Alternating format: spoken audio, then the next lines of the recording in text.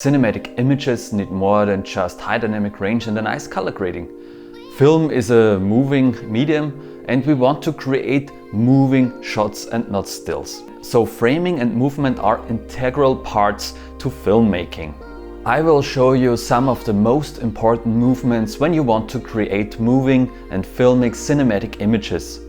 I will also recommend to you the Master Shots books, which really can broaden your toolkit when it comes to planning out moving shots.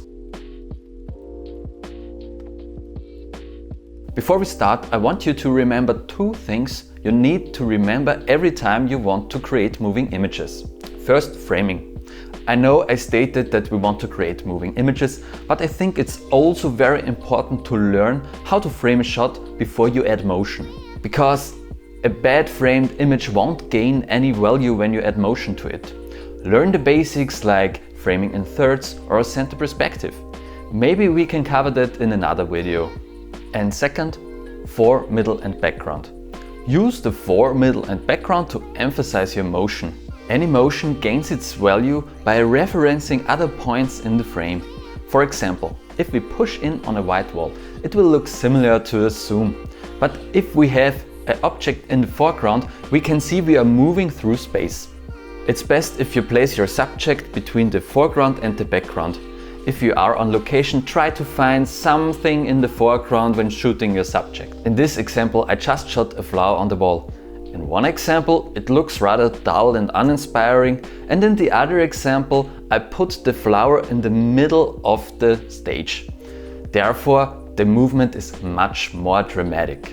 Now let's get started with the different movements. The first technique is a parallax tracking motion. It's a simple tracking motion from left to right or right to left. It's simple, but it shows a 3D effect that we see with our eyes in a simple moving shot. You can use this technique every time when you have enough fore and background, since this emphasizes the movement. If you don't have these elements, it would just look like a panning shot, and those are not that exciting.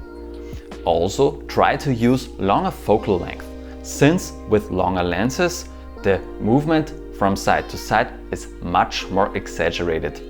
When you want to use wider lenses, go close to your subject to emphasize the movement. You can use this technique freehand or with a slider. If you want to use this technique freehand, try to find enough stabilization points to prevent micro jitters. I like to use both my hands on the camera and press the viewfinder against my eye. Then I move my body a little bit. This way, micro jitters are reduced and we get a nice stable motion. If you want to film close-ups or very precise movement, use a linear slider. Even my GH5 is not stable enough if I want to shoot close-ups and a parallax effect. A slider gives you very precise and very smooth motion in this regard. Another technique is the push in and the push out. In this tracking motion, we push in or push out on our subject. This is very effective in small rooms and through doorways, since when we move backwards, we push the walls away. Especially wider lenses can give you very dramatic and extreme effects. Longer lenses are very subtle with this motion, but that's up for taste.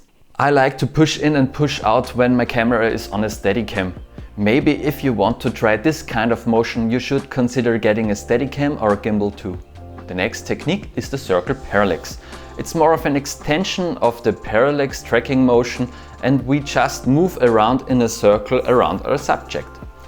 This technique is much more extreme than the normal parallax motion, since we effectively pan around the background while the subject stays in place in the middle. This works very well with every focal length, but it just needs more practice to achieve. I like to use this technique handheld, on a Steadicam or on a linear slider with a fluid head, and I try to track the subject while moving from left to right.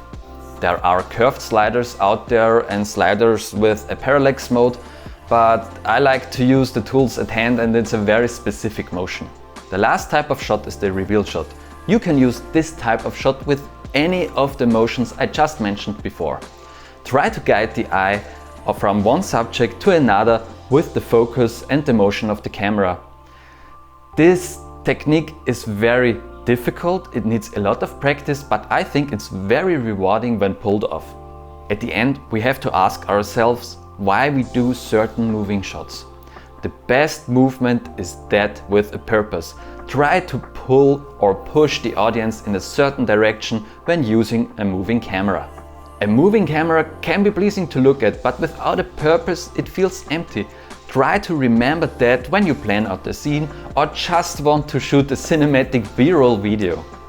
Even a video without a specific storyline will create a story by itself, even if you didn't plan to do so in the beginning. Remember that and you will be golden in the future. I hope this video was useful to you. I post new videos every Friday and I would really appreciate if you subscribe to my channel and like this video. Let me know in the comments below if you know other techniques or want to learn more about filmmaking techniques.